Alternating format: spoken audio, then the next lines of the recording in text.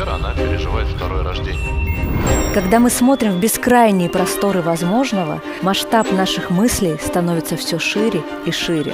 Перебирая в голове миллионы возможных сценариев, мы можем забыть о том, что все, что мы делаем сегодня, это и есть наше будущее. Ключевые технологии, которые связаны не только с медициной. Заниматься наукой в России – это, безусловно, большое пространство возможностей.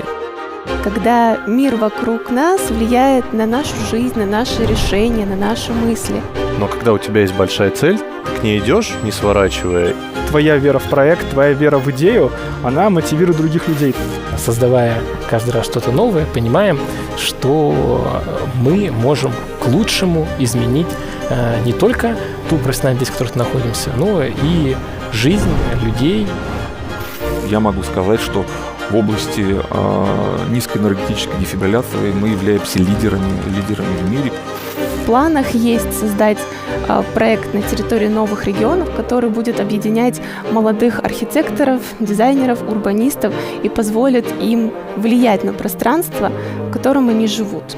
Я счастлив, когда думаю о том, как могу сделать жизнь людей лучше за счет того, чтобы помогать людям заживлять врожденные ткани быстрее и эффективнее. Я, заходя в наши лаборатории, с завистью смотрю на те возможности, которые есть у наших студентов. В России заниматься наукой надо в первую очередь не из-за того, что это модно, а просто потому, что это рационально.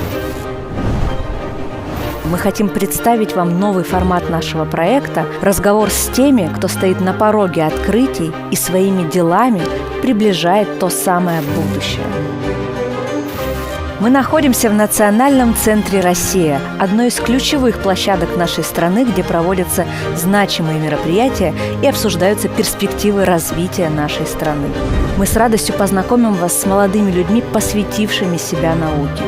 Они поделятся с нами своими достижениями и взглядами на мир. Меня зовут Анжелика Кирьян. Пришло время поговорить. Что или, может быть, кто вдохновил вас заняться наукой? Наверное, моя история началась примерно на втором курсе университета. Я, честно скажу, не очень хорошо учился, и мне приходилось заниматься с репетиторами. Ну, как мне приходилось? Мне мама сказала, что надо подтягивать свои знания. Я ходил к репетитору по математике, долго ходил, занимался. Математика мне нравилась еще со школы. И в один момент она мне сказала, репетитор, говорит, ты вот ходишь что-то, я вот просто сижу у тебя над душой, ты сам все решаешь. Если бы не твое какое-то некоторое разгильдяйское отношение, из тебя бы, кажется, получился отличный преподаватель. Ну, представляете, там второй курс, сколько мне там, 19 лет, тебе говорят, что из тебя хороший преподаватель получится, а ты там, ну, не очень хорошо никогда не учился. Для меня это была поразительная мысль, но для меня это стало хорошей целью.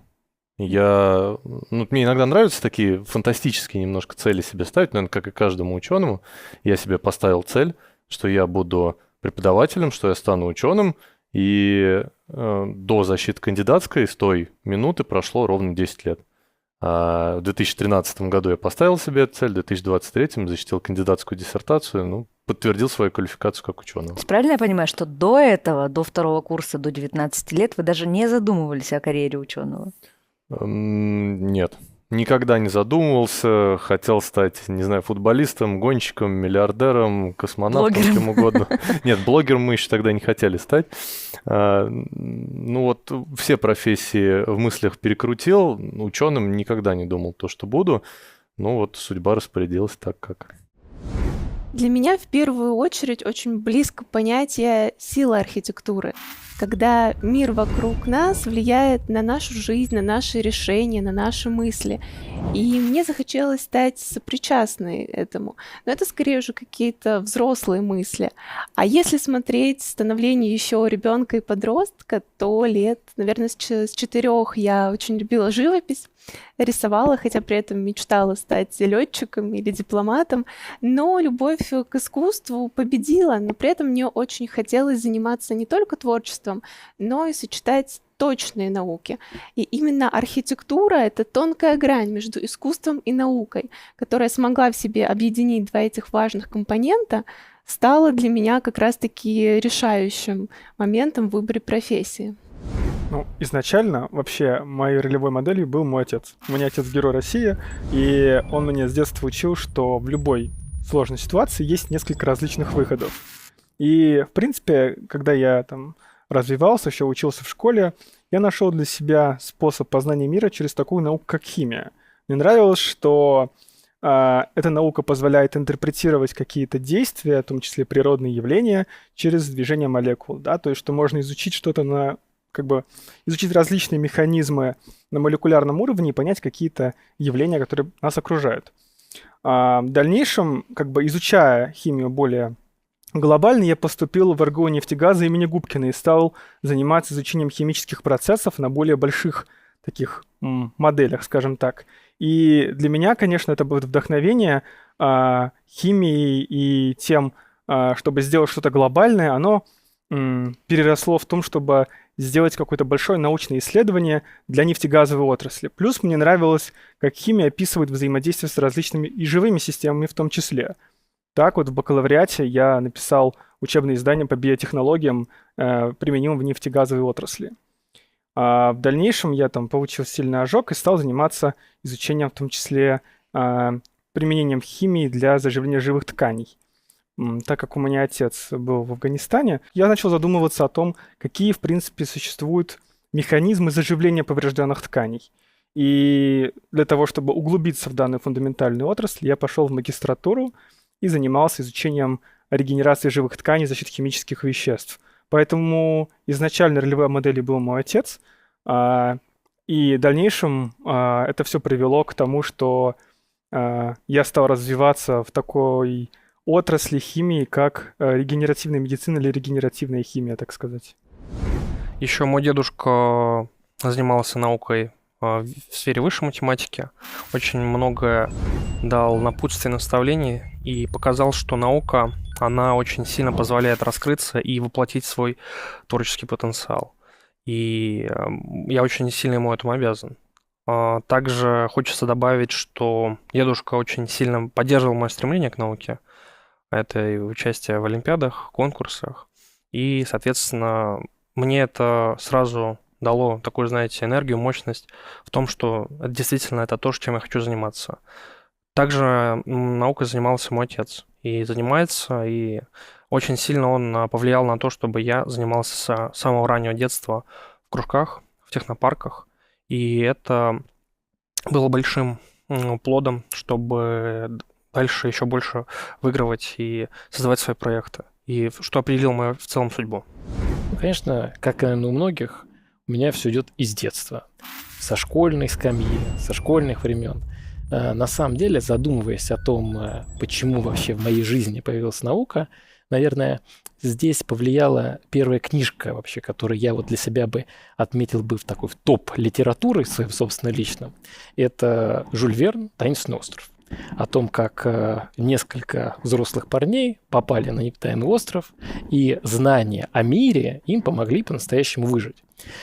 Собственно, именно в этот момент я понял, что, наверное, нужно думать, нужно пополнять свой багаж знаний, и они должны мне пригодиться. Хочешь выжить, иди в науку. Конечно же, только так. По крайней мере, точно набирайся знаний. Знаний о мире, о природе, вообще, что тебя окружает. И именно только наука реально позволяет, так сказать, приподняться над миром, над суетой и посмотреть под разными углами на то, что происходит вокруг тебя. А дальше, поступив в университет, я хотел бы выразить слова благодарности преподавателю логики Евгению Скорику, прекрасный преподаватель, который научил логически думать, совмещать факты, простраивать цепочки, строить вот эти круги Эйлера и работать с информацией по-настоящему, искать ее и совмещать различные факты. Там же в университете у меня случился первый студенческий грант, это была первая научная работа, и, как ни странно, она была посвящена вопросу вовлечения молодых людей в научную деятельность. И, собственно, это стало моей дипломной работой. После написания диплома она была облечена в более такие серьезные работы, и одна из первых моих уже так профессиональных работ, и, кстати говоря, также совмещенных с грантовой поддержкой, была посвящена именно работе с учеными, с их научными статьями о том, как искать взаимосвязи. Мы тогда старались найти с помощью нейронных сетей, тогда о них так никто популярно не говорил, как мы тогда, каким образом ученые из разных сфер могут содействовать друг другу, взаимодействовать, создавать новые продукты. И, конечно же, развивая это направление, эти продукты, выступая на различных форумах, мероприятиях, прошло немножко времени, и я оказался уже как сотрудник университета в университете. Поняв, что я нахожусь в среде единомышленников, я также стал заниматься профессиональной наукой. То есть я понял, что я хочу и могу писать статьи, я хочу и могу быть кандидатом наук, хочу развиваться в этом направлении.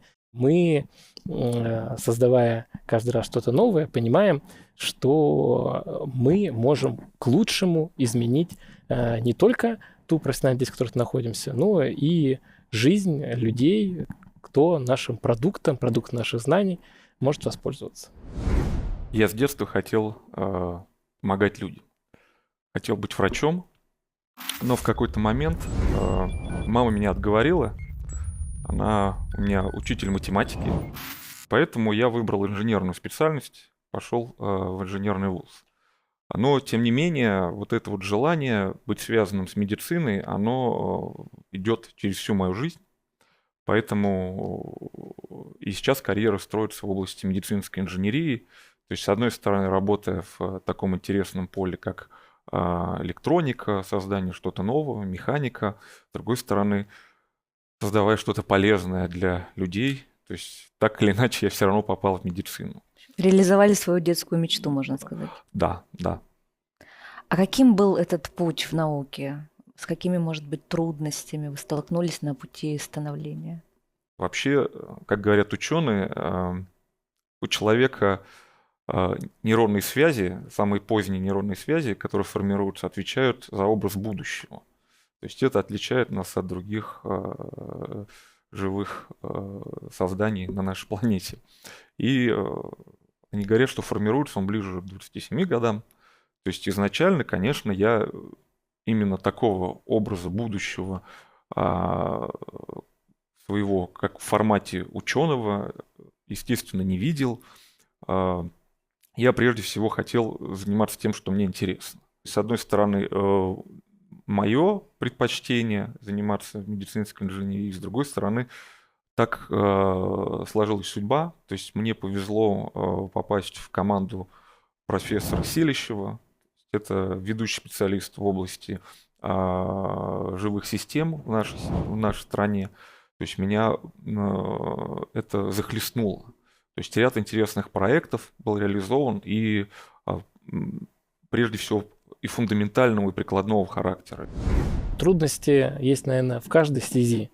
Без трудностей, без барьеров, мне кажется, вообще нет развития. И, как ни странно, наверное, моя самая такая большая трудность, с которой я столкнулся, это с определением темы. Потому что, конечно же, хочется объять все.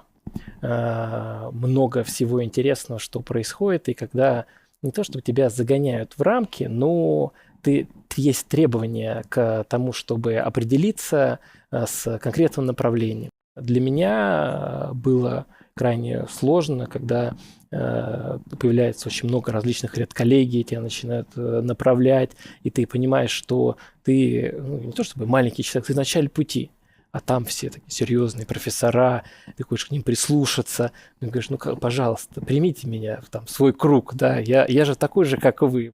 И когда начинается понимание, что ты становишься профессионалом в своей сфере, и уже можешь с кем-то даже поспорить, это прекрасное чувство. А если ты еще и обоснованно споришь, и можешь доказать свою точку зрения, и люди понимают, что ты глубоко в теме, это кайф. Это кайф. Поэтому каждому, кто двигается в направлении, в любом, на самом деле, профессиональном, трудности будут. Учитесь, получаете новые знания, новые навыки, верьте в себя и ничего не бойтесь. Трудности были нескольких форматов. В первую очередь было достаточно трудно предлагать что-то новое, когда вокруг тебя происходят такие события. А с другой стороны, было недостаточно, возможно, какой-то практической базы, не было возможности первое время реализовываться и демонстрировать свою деятельность. Но с каждым годом эти трудности становились все меньше, а любовь к профессии больше. Может быть, не сразу получалось что-то реализовать, какие-то победы обеспечить. Но у меня была всегда долгосрочная цель, что я хочу себя видеть тем, кем я вижу. И это лидером области, то есть быть визионером. И у меня была всегда точно намеченная цель, то есть я от нее не отходил.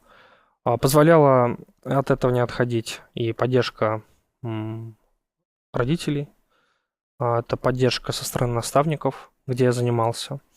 И, соответственно, я понял, что сдаваться или уходить куда-то – это не про меня.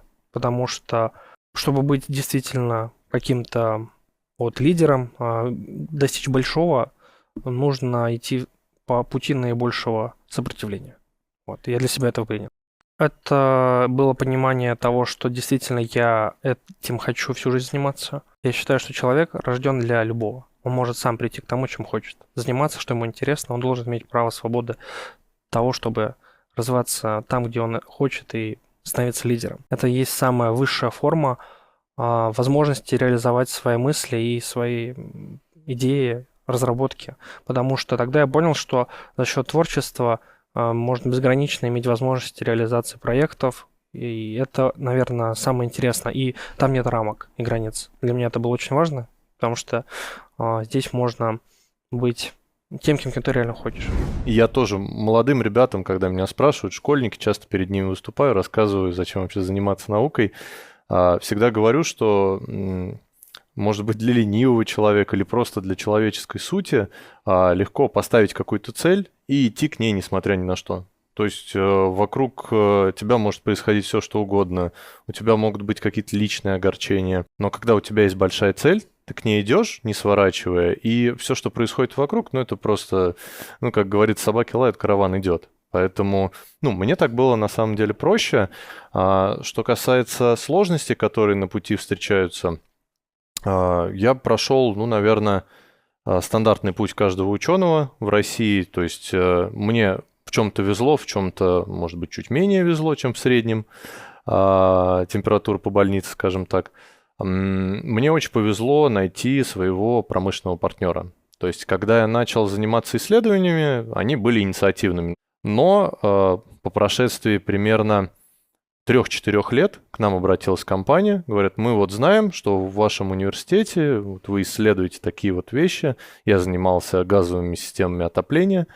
Говорят, нам это не нужно, но нам нужна очень сходная вещь. Мы знаем, что есть в Питере, в Москве, и вы этим занимаетесь. Как вы на это смотрите?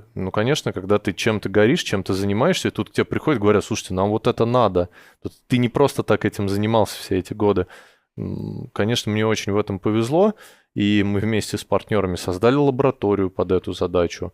В итоге вывели отечественный продукт на рынок. То есть итогом моей диссертации стала не только книжка, которая легла на полку, которую я, дай бог, буду показывать детям, но и продукт полностью отечественный, отопительный прибор, который устанавливается в производственных, в сельскохозяйственных, в административных помещениях. И я с гордостью могу сказать то, что смотрите наверх, там висит этот инфракрасный излучатель, отопительный прибор. Это то, что мы сделали в своей лаборатории. Это, конечно, большое везение. Что касается сложностей, наверное, они были связаны в основном с тем, с чем я сейчас занимаюсь активно общественной жизнью в науке, с чем мы сейчас боремся.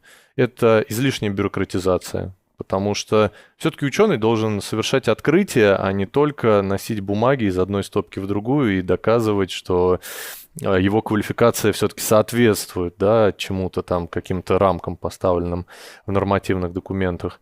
Плюс есть, конечно, какие-то незарегулированные области в нашей сфере, которые позволяют трактовать нормы и правила на свое усмотрение. И у некоторых людей, возникает соблазн использовать это по своему разумению, для своей выгоды. Мой научный руководитель, мои учителя, мои наставники, они помогли преодолеть все эти сложности, и я шел к своей цели, ставлю новые цели, продолжаю к ним идти, поэтому в общем и среднем карьера ученого, по крайней мере, по моему опыту, это самая лучшая карьера, которую может только человек себе пожелать.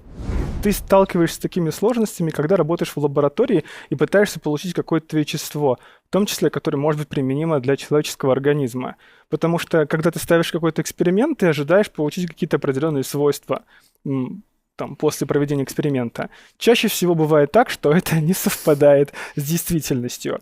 Даже если ты получил готовый продукт, если мы говорим просто про промышленную химию, ты его дальше применяешь. А если мы говорим про медицинскую химию, то дальше ты еще должен проверить, насколько этот продукт по-настоящему влияет на улучшение жизни человека.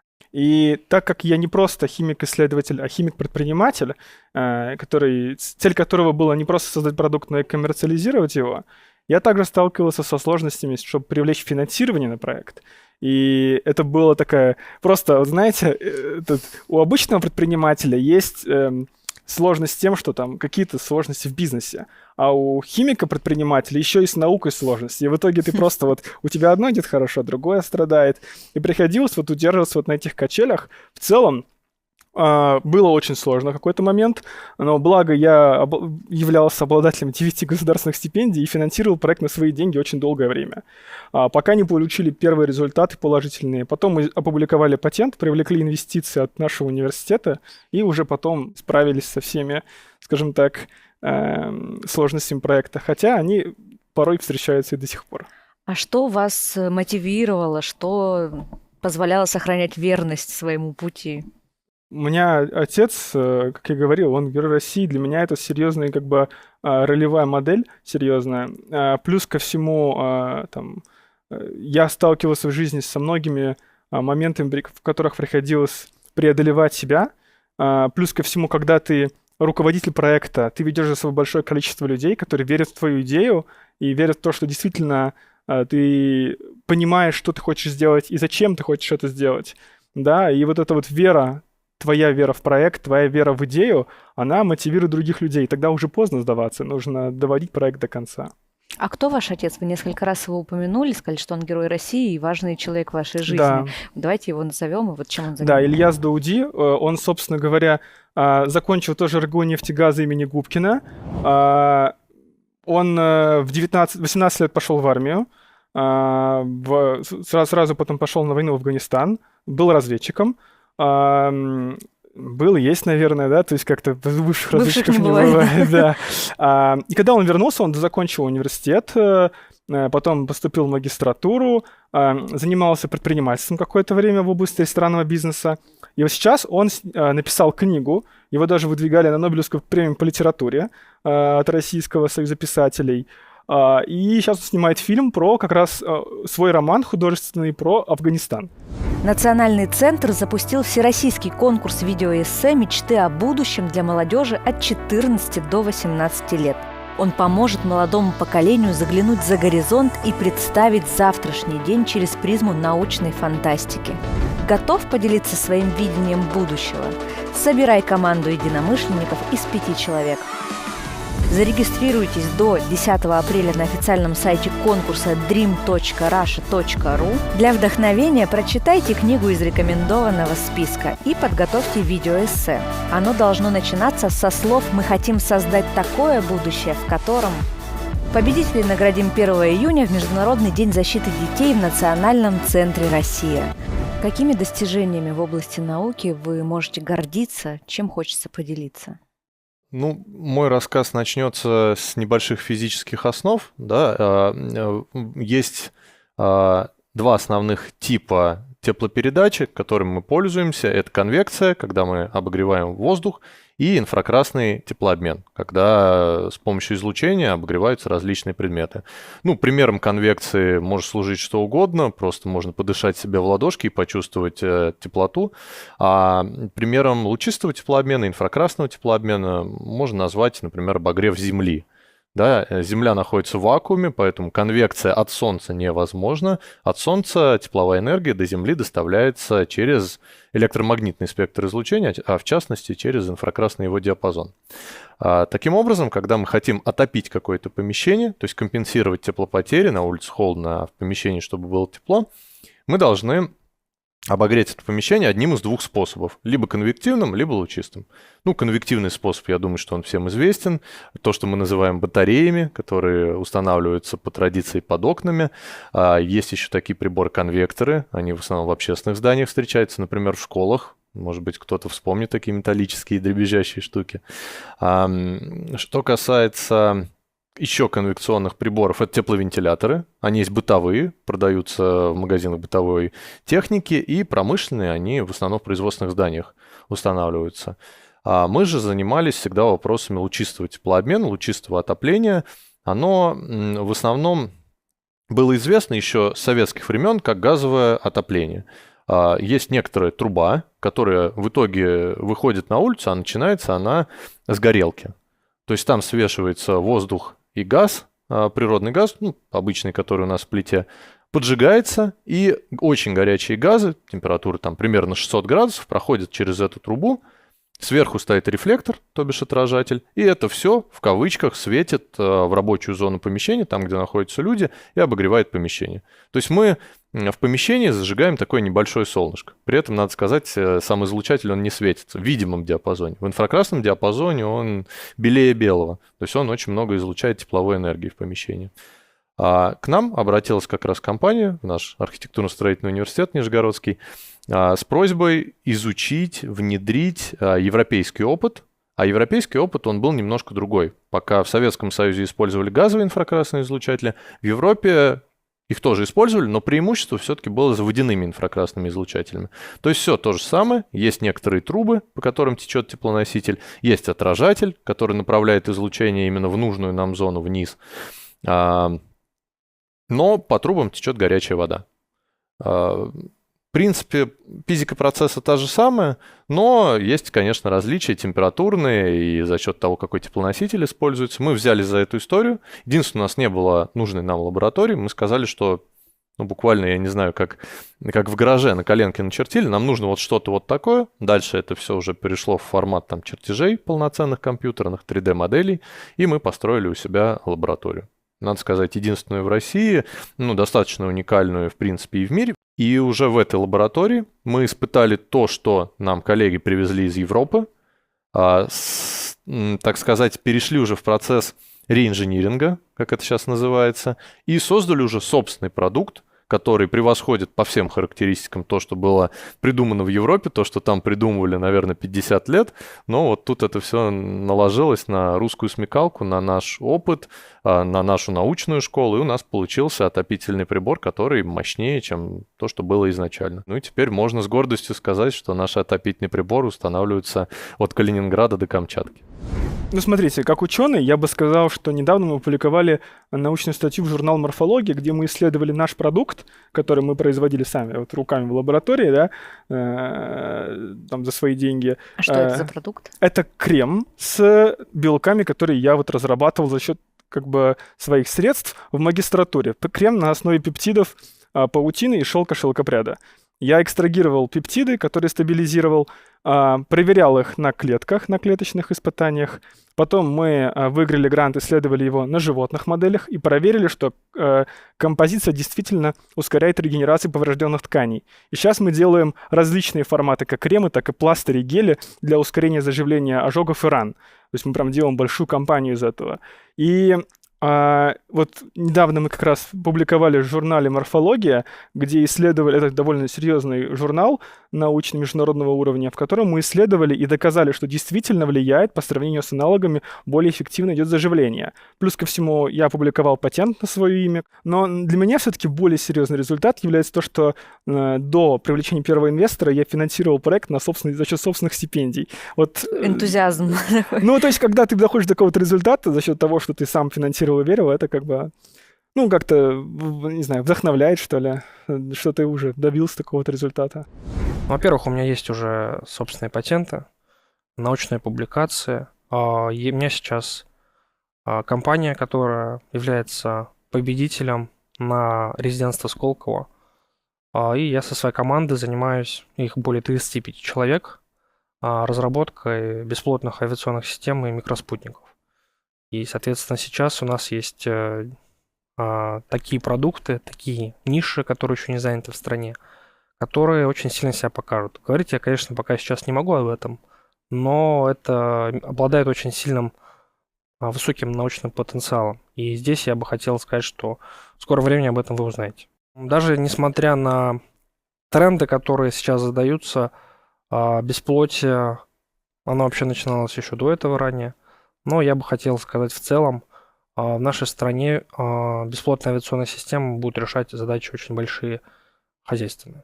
Это как и задачи контроля строительства, контроля нефтепроводов, это все, что связано с сельским хозяйством. У нас страна очень протяженная, она самая протяженная в мире. Это логистика. У нас в некоторых местах очень рационально использовать беспилотники. Ну и, конечно же, это наш научно-технический потенциал. В России очень сложное есть производство, очень сложные есть институты, ну, имеется в виду по их коллективам, наработкам. И если это все консолидировать, то у России есть большое преимущество. Ну и в том числе потому, что у нас авиация, космос и военка были всегда лидирующими областями. Для меня крайне важно и большая гордость то, что те результаты интеллектуальной деятельности, эти ряды так называемые, они непосредственно применяются в жизни университета. То есть один из ключевых проектов управления цифровой трансформацией, который я возглавляю, это создание цифровой системы мониторинга. То есть это система таких дашбордов, которая тянет информацию с всей деятельности университета, с его филиальной сети, со всей его хозяйственной деятельности и показывает в виде красивых графиков, дашбордов и прочего руководству. Наша система живет, развивается, и мы видим, как она помогает действительно жить университету. С другой стороны, опять же, то, чем мы занимаемся, это связано и с развитием бизнес-инкубаторов, и с развитием различных стартапов, расчет их эффективности. Это все отражается в моих исследованиях. То есть, например, что далеко ходить, вот брать, если в расчет даже мою кандидатскую работу, формулы расчета эффективности бизнес-инкубаторов, как раз они родились в том числе благодаря постоянной работе с структурами вуза, с другими структурами, с коллегами, поэтому все это интегрируется, и на основе этого создаются новые формулы расчета и применяются дальше в хозяйственной деятельности. Конечно же, в будущем и уже сегодня мы все больше и больше применяем новых технологий, в том числе искусственного интеллекта, и внедряем их в те цифровые продукты, которые создаем для вуза. Для нас и для меня лично крайне важно эту тему не бросать, потому что хотел бы отметить, что даже мои исследования и те работы, которые мы ведем, например, ссылаются на ученых из советской эпохи. Многие формулы – это доработки и переработки, например, работ Сыроежина, которые посвящены эффективности производств. И в этот момент я лично чувствую такую связь поколений. И, конечно, мне бы хотелось бы, чтобы на коротком промежутке у меня появились мои собственные подмастерья, у которых я был бы научным руководителем, и они стали ссылаться на меня. С точки зрения фундаментальности, то есть это исследование прохождения электрического импульса через наше сердце. То есть до сих пор нет стройной теории, как электричество проходит через ткань сердца. По идее, электрический импульс должен затухать на границах мембран кардиомиоцитов, это клеток сердца. И вот, собственно, ученые всего мира над этой тематикой бьются, в том числе и одна из первых задач, которую я решал, то есть это подведение математического аппарата вот к этой тематике. Зачем это вообще нужно? С точки зрения прикладной области есть направление, как электрическая стимуляция сердца, в частности, дефибрилляция. наверное, многие из нас смотрели сериал «Скорая помощь». Доктор Хаус и иже с ними. Да, и есть большой прибор, он называется дефибриллятор, когда человек падает без сознания, то есть наступает остановка сердца, и подбегает бригада скорой помощи и наносит электрический разряд. В целом это большая проблема. То есть у бригады скорой помощи есть порядка 10 минут, чтобы запустить сердце. Потому что когда сердце остановилось, прежде всего умирает не сердце, а прекращается доступ к кровотоку к головному мозгу. То есть умирает головной мозг. Это первая задача. А вторая проблема, а какой же электрический импульс на самом деле наиболее оптимален для нашего сердца, чтобы его перезапустить. Чего удалось добиться в этом исследовании? Нашли тот самый баланс необходимого заряда? В балансе до сих пор в поиске, потому что баланс — это прежде всего внутреннее состояние между фундаментальной и прикладной наукой. А то, что удалось добиться, то есть мы разработали линейку автоматических наружных дефибрилляторов, которые стимулируют миокард уровнем энергии в 2 раза меньше, нежели аналоги. То есть для того, чтобы импульс, скажем так, достал до ткани миокарда, нужен большой уровень энергии. То есть это приблизительно 360 джоулей, чтобы было представление, что это такое. Ну, представьте, кирпич с высоты 10 метров сбрасывается на человека. То есть это...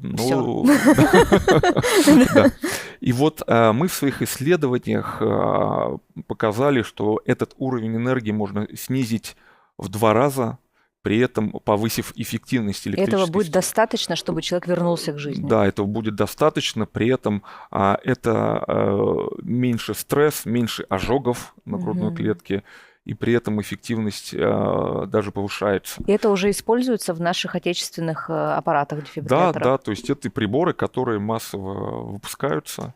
То есть это действительно, когда ты причастен к чему-то такому, что находит свое практическое применение. Реально влияет на жизни людей. Это то, что действительно вдохновляет, по крайней мере, инженеров точно, потому что для нас важно видеть практическое применение. А где, как ни в медицине, можно это видеть? Вот. Вы чувствуете себя счастливым человеком, когда понимаете, что, по сути, ваша детская мечта помогать людям, ну вот в этом выражении сбылась? Ну, счастье, оно, мне кажется, не бывает постоянным, то есть это вот некое состояние, но я считаю, что да. То есть и прежде всего как раз именно момент счастья, в момент такой эйфории он наступает, когда действительно получается добиться тех или иных результатов, к которым ты стремился. Потому что эта история не очень простая. Могу рассказать о нескольких проектах, которые, на мой взгляд, были наиболее значимыми. Это проект многофункционального лунного поселения в рамках российской лунной программы 2050. Он был сделан на конкурсной основе, и на тот момент участие было чем-то фантастическим. Я еще не жила в Москве, и мне очень хотелось попробовать свои силы в настолько масштабном мероприятии.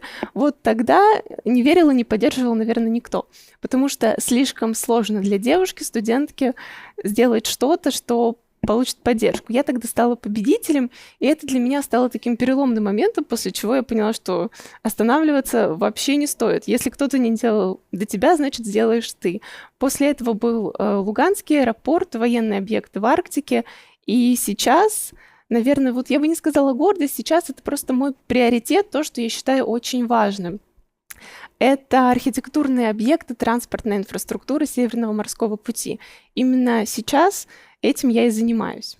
Правильно ли я услышала вас, что существовали на этапе вашего развития и становления как профессионала некие гендерные стереотипы? Вы сказали, что слишком сложный проект для девушки-студентки. То есть есть какие-то барьеры, с которыми вы сталкивались? Да, вы, безусловно, правы. Эти барьеры были. В какой-то степени они были немного шуточными, когда мы только поступали учиться. Где-то звучало: женщина архитектором быть не может. Действительно, это очень сложная профессия, которая требует максимальной отдачи, и какого-то холодного ума и невероятной работоспособности. И почему-то в обществе так сложилось, что девушка не всегда может с этим справиться. Но с годами этот стереотип был полностью разрушен, и сейчас таких вот вопросов уже не задают. Расскажите о проекте, не запомнила его название, про морской порт. Этот проект как раз-таки реализуется и создается сейчас в рамках кандидатской диссертации. Я параллельно работаю и над ней. Здесь важно сказать, почему был выбран именно этот вектор. Опираясь на пространственную стратегию развития России до 2030 года, которую как раз-таки приняли в новом формате 6 января 2025 года, критически важная роль отдается арктической зоне России. Это не только ее сырьевая база, но это еще и безопасность, это люди и это экономика. Поэтому я приняла решение развивать именно порты и терминалы транспортного коридора. И новшество, которое будет предложено, это как раз-таки формирование 3 инновационных архитектурно-градостроительных моделей. Это будет наукоемкая стратегия, логистическая и сырьевая. В рамках этих 3 архитектурно-градостроительных моделей мы предложим архитектурную модель для каждой большой градостроительной модели. Впоследствии это позволит создавать типовые проекты, но при этом, учитывая анализ территории, у нас есть 8 зон опорного развития Российской Арктики, и как раз-таки сформированная архитектурно-градостроительная стратегия позволит развивать этот регион гораздо быстрее. Вот в вашей области вы получали какую-то поддержку от государства? Ну, то есть если есть тренд на технологическое лидерство и необходимы глубокие такие исследования, о которых вы говорите, значит, они должны получать финансирование, какие-то гранты на обучение, на те же самые работы исследовательские. Вы получаете достаточную помощь от государства для того, чтобы реализовывать себя? Да, сейчас в государстве, мне кажется, как никогда сформирована полная линейка поддержки исследований в университетах. И здесь я бы выделил 2 проекта. То есть проект — это научный центр мирового уровня, который призван именно как раз вот получать тот базис исследовательский, который бы дальше приводил к тому самому технологическому лидерству. А второй проект — это проект передовых инженерных школ, который направлен уже на коллаборацию с крупными предприятиями, с индустрией и на формирование и воспитание кадров для новой экономики, прежде всего инженеров. То есть эти 2, на мой взгляд, таких важных проекта, которые действительно помогают. Я, заходя в наши лаборатории, с завистью смотрю на те возможности, которые есть у наших студентов. То есть, когда я учился, то есть, таких возможностей у нас не было. Поэтому, и тем не менее, все получилось. Тем не менее, да, поэтому здесь хочу сказать, что сейчас, естественно, беспрецедентная поддержка оказывается государством и очень много возможностей для развития. Это очень важно в нашей области, в прикладной, потому что те ребята, которые приходят, их очень сложно уже мотивировать, учить такие предметы, как физику и математику, не показывая им, как это работает, и не показывая именно прикладной смысл, прикладное значение. Если говорить о таких больших грантах, как гранты, например, Российского научного фонда, то на данный момент нет, потому что наши исследования, они носят более прикладной характер. Вот есть гуманитарные исследования, есть прикладные исследования. А вот где-то посередине находится достаточно такая большая группа исследований, естественно, научных, поисковых. И вот Российский научный фонд, он в основном в эту группу нацелен. Мы все-таки, в отличие, например, от физиков, которые гамма-квант пытаются поймать, занимаемся прикладными продуктами, поэтому в нашем продукте все-таки заинтересованы, индустриальные партнеры. Конечно, когда физик что-то фундаментально исследует, навряд ли его исследованием заинтересуется какая-то крупная производственная фирма. Все-таки еще рано. Если говорить о гуманитарных исследованиях, то там тоже есть своя специфика. У Министерства науки и высшего образования есть специальный пул грантов для этих исследователей. С другой стороны, например, если говорить про наш регион, мой родной регион, Нижегородская область, у нас очень много мер поддержки именно для, скажем так, стартапов, производственных каких-то исследований, которые имеют промышленное применение. Потому что для правительства региона важно, чтобы валовый региональный продукт рос, чтобы новые производства открывались на территории Нижегородской области.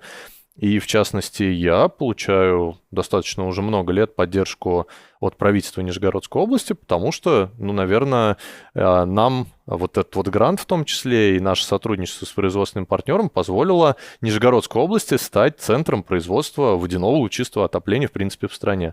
То есть единственный завод, который его производит, самый крупный, находится у нас на территории нашего региона.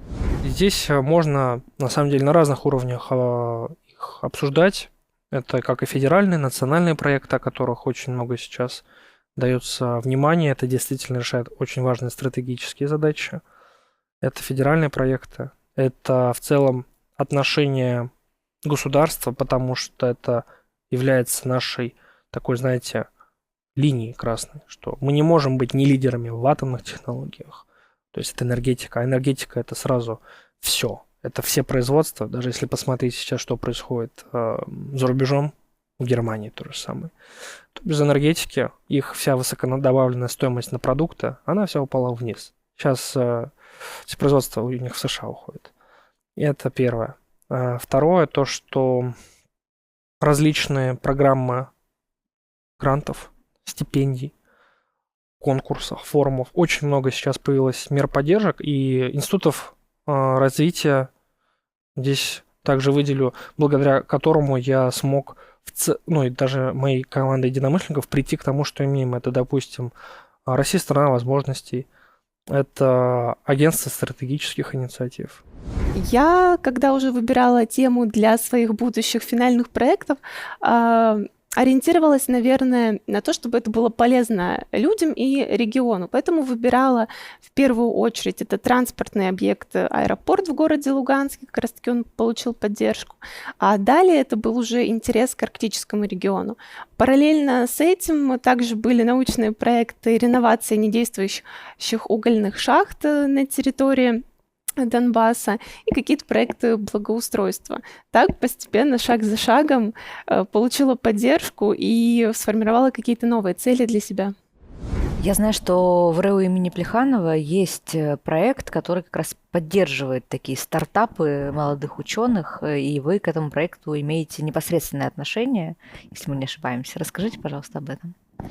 С удовольствием, потому что действительно в РЭУ Плеханова есть бизнес-инкубатор, и бизнес-инкубатор находится в структуре управления цифровой трансформацией, которую я возглавляю.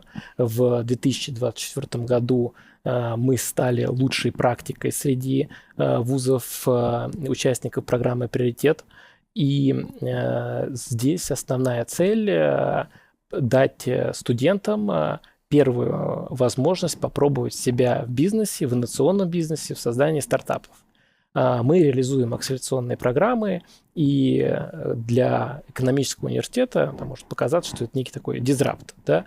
Но, тем не менее, у нас на данный момент 4 ключевых направления, по которым прошли акселераторы. Это беспилотные авиационные системы, это проекты, связанные с, назовем это, пищевкой, это фудтех, это проекты IT-кластера, здесь от небольших таких порталов до проектов, связанных с реализацией нейросетей, искусственного интеллекта и, конечно же, проекты робототехники. Сегодня основное внимание тоже уделяется автоматизации производства, и здесь как роль и экономистов-менеджеров, так и ребят, которые учатся на специальности автоматизации, роботизации, на специальностях программирования, могут найти свое место. Университет активно поддерживает. Наша цель здесь дать возможность студентам принять участие в различных грантовых мероприятиях. И одно из таких направлений, фонд содействия инноваций, это студенческий стартап, где ребятам выделяются по 1 миллиону рублей. У нас сегодня таких 46, то есть это молодые, так сказать, миллионеры. И, конечно же, для нас важно их выводить на рынок. Собственно, те индустриальные партнеры, которые принимают участие в развитии университета, это их есть первые заказчики. Для нас это все молодые звезды, мы крайне гордимся ими и стараемся всячески их поддерживать. Они участвуют в различных форумах, мероприятиях, в том числе вот не так давно один из проектов докладывал свои достижения премьер-министру России Михаилу Владимировичу Мишустину, что для нас большая гордость. Заниматься наукой в России сегодня – это тренд? Я скажу так, что заниматься наукой в России – это, безусловно, большое пространство возможностей. И у нас по совокупности факторов, у нас, даже если мы зайдем в целом в историю, у нас всегда очень много было больших вызовов. Возьмем ядерный проект, да, атомное оружие. Это проект, который в целом определил нашу судьбу. Это сколько ученых консолидировалось, Курчатов. Это космос. То, что мы первые были в космосе, что мы оставили свой след вообще в целом во Вселенной. Мы первые, как русские, были в космосе. И я скажу так, что наша страна, Россия, это одна из тех стран, которая в совокупности обладает такими возможностями и задачами, и наработками, проектами, которые не обладают другие страны. Это очень такой парадоксальный момент, что у нас наука, она всегда будет в тренде, потому что это наша государственная безопасность, это наша возможность поддерживать производство, это создавать крупные проекты, это возможность использовать, возможность решать задачи, которые сейчас стоят. Это квантовые технологии, фотоника, микроэлектроника, нужно молодежь развивать. И, соответственно, в России это всегда будет важно, это будет ядром нашего государства. И я считаю, что это в нас очень сильно, наш ген ДНК заложило.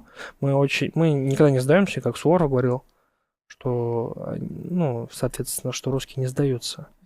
И, соответственно, у нас очень большая консолидация как ресурсов природных. По аналитике Роснефти это более 60 триллионов долларов.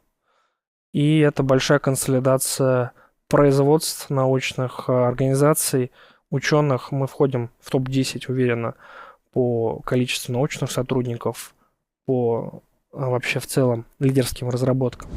Я бы сказал, что основной тренд, он на технологическое лидерство. И мне кажется, это очень правильный тренд. Сейчас мы действительно в поиске того, в чем мы лидеры. То есть, и, конечно, естественно, без научного базиса никакое лидерство невозможно.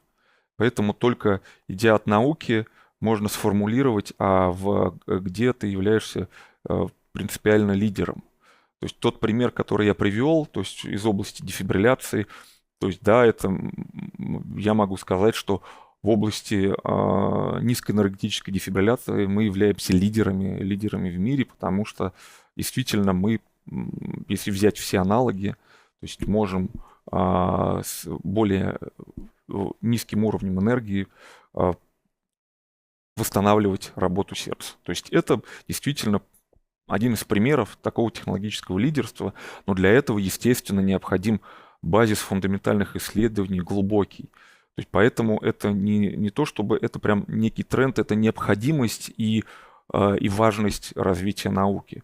И именно важность перехода в прикладное поле. Безусловно, тренд сейчас. И я на самом деле очень этому рад, потому что еще пару лет назад, когда я еще учился в бакалавриате, я довольно сильно популяризировал направление науки. я рассказывал о том, что наукой нужно заниматься, и я даже хотел создать такие премии, и я очень рад, что сейчас есть такие премии, как «За верность в науку», за популяризацию этого направления, и что как можно больше людей сейчас начинает этим заниматься. Почему? Потому что чем больше людей занимаются наукой, тем больше возможностей для тех же предпринимателей финансировать отдельные исследования, которые помогают людям, не знаю, чувствовать себя лучше за счет каких-то новых решений, за счет того, что мы в России развиваем новые технологии. Это круто.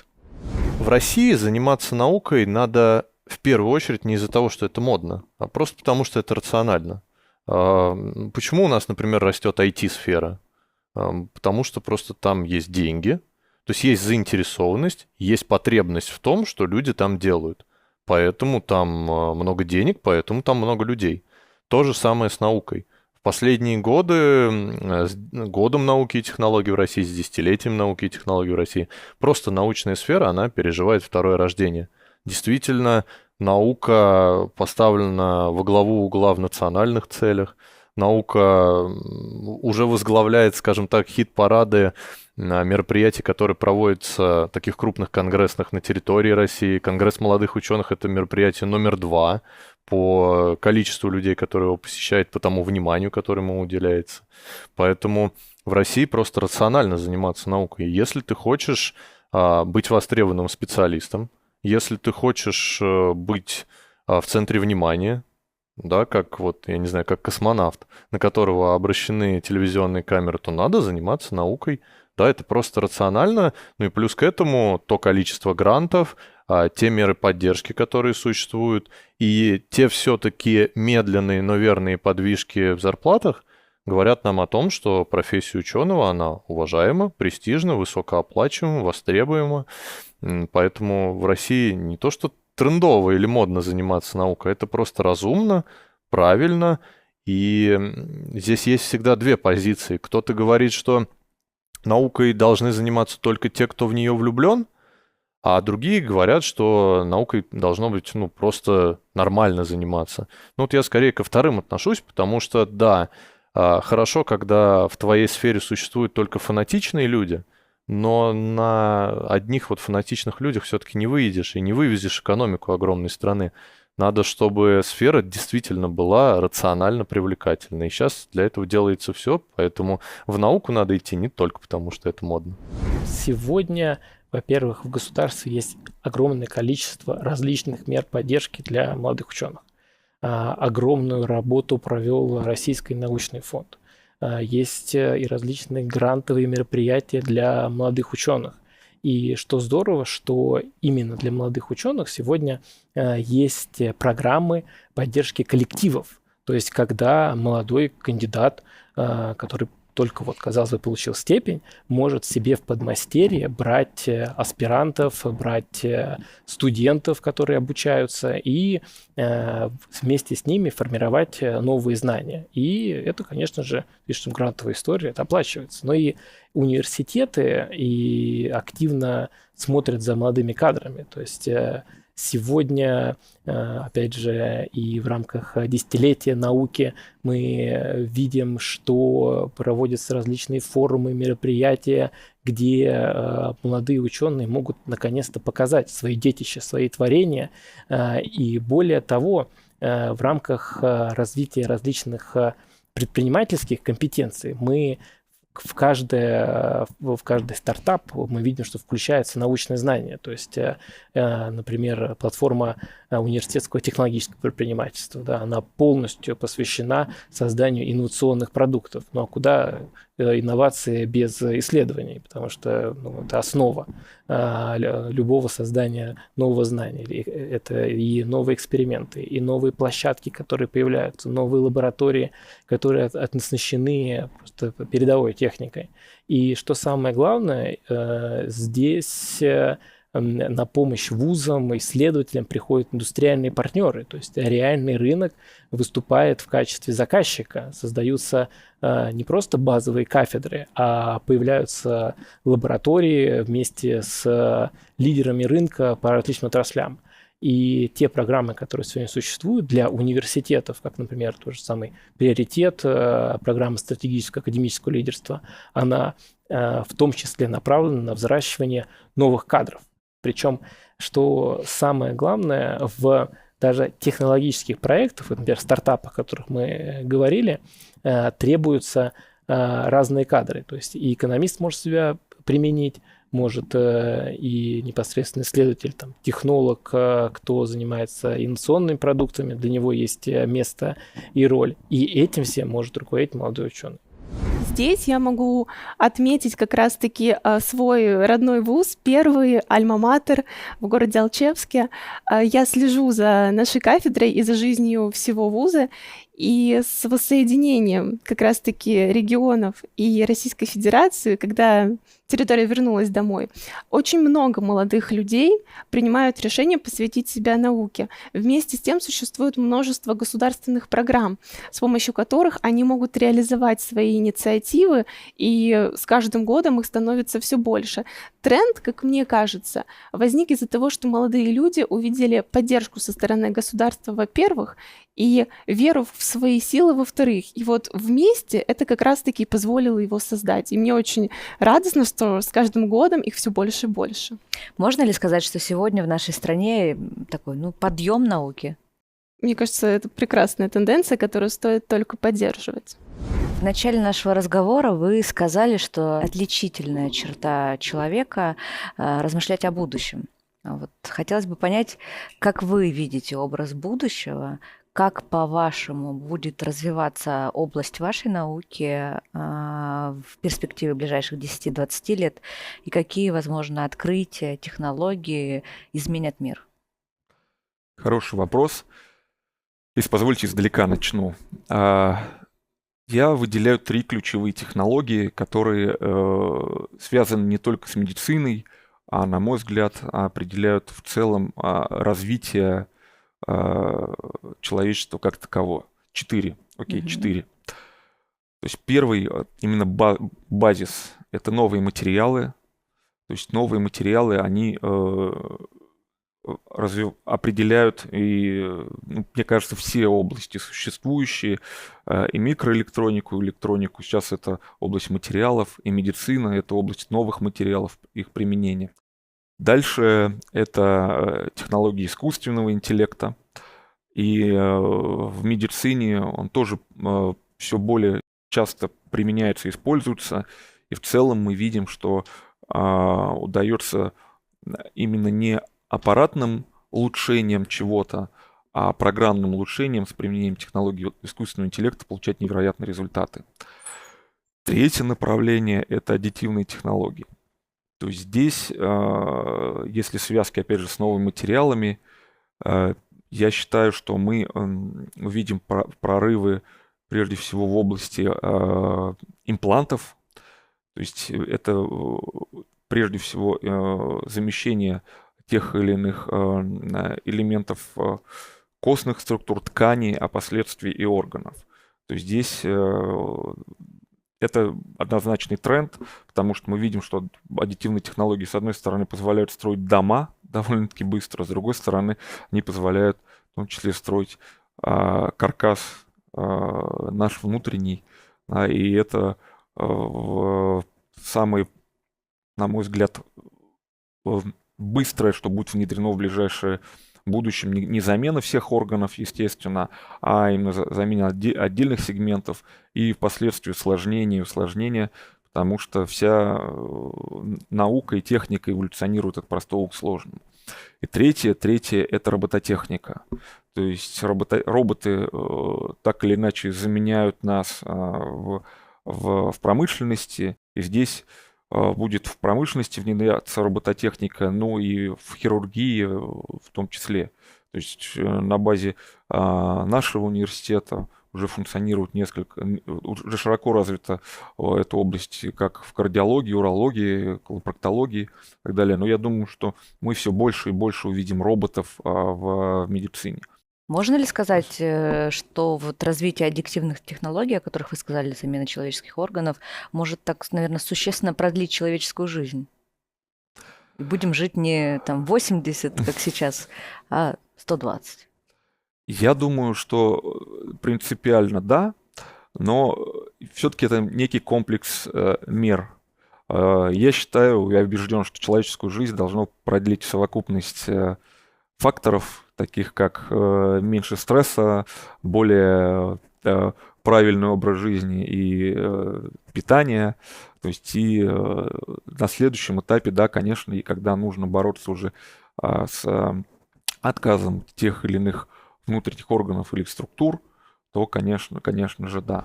Я на самом деле ожидаю в первую очередь, что завершится вот тот переход к возобновляемым источникам энергии, который уже достаточно давно начался. Главное завершить его разумно, чтобы не было перекосов, чтобы не стоял потом вопрос, куда все эти лопасти ветряков утилизировать, то здесь надо все-таки соблюдать баланс. Но тем не менее, конечно, здесь тенденция абсолютно ясна. И я все-таки жду, когда мы, в том числе и в России, начнем использовать технологии, энергоэффективные технологии возобновляемых источников энергии на полную катушку. Потому что, возьмем ту же Камчатку. Да, потенциал геотермальной энергетики там просто огромен. Безусловно, есть города, которые геотермальными станциями там оборудованы, но это еще произошло в советские годы, и произошло в первую очередь от того, что военные объекты нужно непрерывно снабжать энергией. Вот до гражданских целей это пока еще не добралось. Конечно, хотелось бы это видеть. Мы в свое время фантазировали на мероприятии «Спутники Конгресса молодых ученых», что можно, например, с резким выпадением снега в Петропавловске-Камчатском бороться с помощью подогреваемых тротуаров. Да, там же земля буквально полна энергии тепловой. Ну вот, надеюсь, что мы когда-нибудь до этого дойдем. Я изначально химик-исследователь, поэтому, наверное, буду говорить с позиции как бы химии и химической технологии.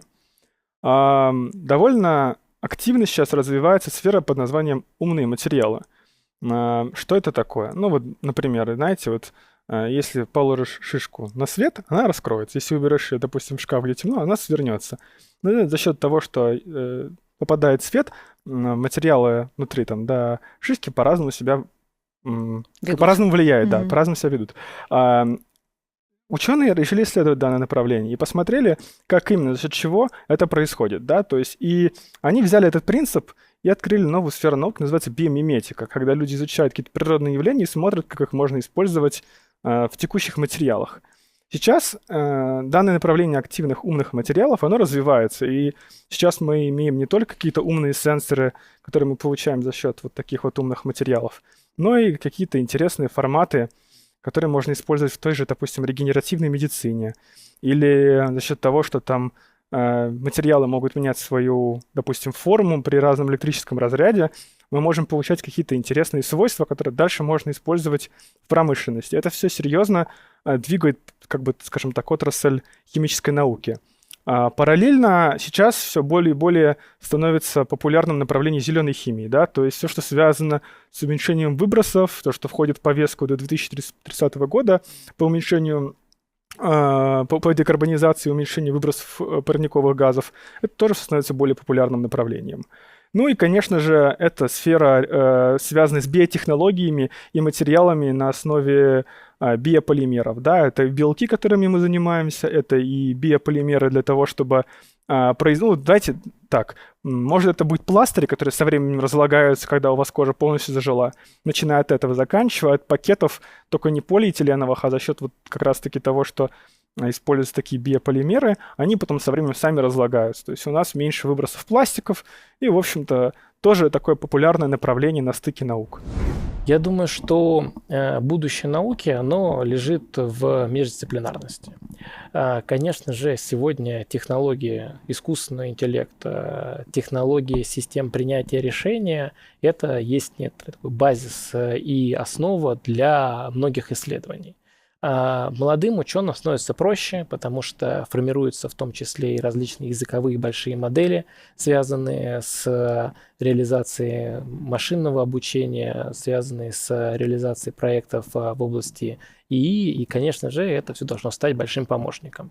По крайней мере, формирование той базы исследования, сегодня это можно уже сейчас поручать, в том числе искусственному интеллекту. По крайней мере, искать те материалы, которые могут лечь в основу будущих исследований.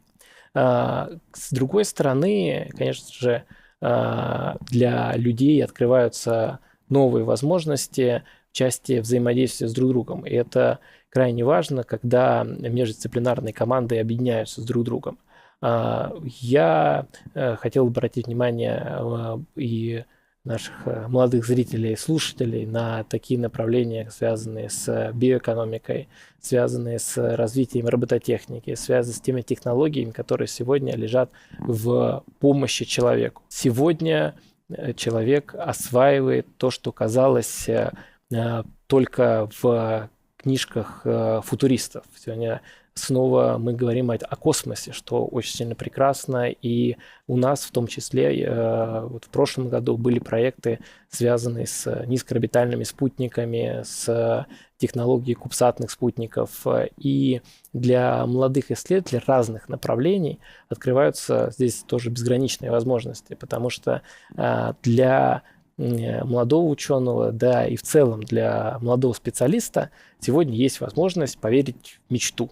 И что самое главное, с помощью тех технологий, которые уже сегодня есть, эту мечту воплотить. Вместе с тем, конечно, хотелось бы обратить внимание и на фундаментальную науку. В любом случае, там, гуманистическая наука, она является некоторым фундаментом для любого исследования, потому что каждое исследование, оно про человека, оно для людей. И, конечно же, исследователям, молодым исследователям, тем более это люди, которые живут в обществе. И я думаю, что каждый новый продукт, каждое новое решение, оно в первую очередь должно направлено на то, чтобы улучшать жизнь людей. Здесь я бы немного сузила круг нашей беседы все же для арктической зоны, раз уж мы о ней говорили, поскольку страна огромная и прогноз тоже прекрасный, но при этом не очень конкретный. Что касается архитектуры Арктики, здесь важно сказать о экологичности и автономности. В ближайшие 10-15 лет уверена в том, что у нас будут существовать полностью автономные поселения в рамках градостроительно-архитектурных моделей, которые будут разработаны, что сейчас есть, но затрагивает исключительно военные объекты. Вместе с этим могу сказать, как мне кажется, мы будем осваивать какие-то новые места обитания. Не уверена, что это будет практический опыт, но с точки зрения науки мы к этому однозначно приблизимся, и тенденция к этому есть, если мы говорим о ближайших 10-15 годах. Какие у вас лично планы по развитию в ближайшие годы? Чем хотите заняться? Мне очень бы хотелось себя сохранить в науке. Такова специфика моей работы, что я уже достаточно давно занимаю административные должности.